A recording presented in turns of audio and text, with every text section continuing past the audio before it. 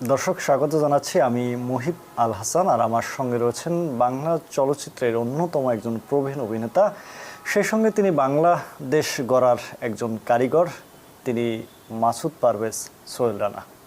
তার সাথে কথা বলবো। শুরুতেই ভাইয়া আপনাকে স্বাগত জানাচ্ছি। এই যে কোটা সংস্কারের যে বিষয়টি, মানে এটির সঙ্গে আপনি ছাত্রদের সঙ্গে একমত কিনা, বা এটি কিভাবে সংস্কার করা যায় বলে আপনি মনে করেন? মুক্তিযুদ্ধ থেকে যারা এসছে তাদেরকে সম্মান জানানোর জন্য তাদেরকে কোটা সিস্টেমের একটা সিস্টেমের মধ্যে আনা, ইট ওয়াজ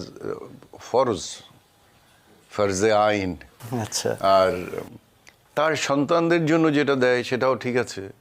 একটা মুক্তিযুদ্ধ করেছে দেশের জন্য, যারা লড়াই করেছে, শুধু এই ব্যাপারে কিন্তু বলছি, মুক্তিযুদ্ধের জন্য যে আপনারা কি, ওনারা কি বড় বড় অন্য অন্য জায়গায় কি কি করছেন সেটা কিন্তু ভিন্ন প্রশ্ন।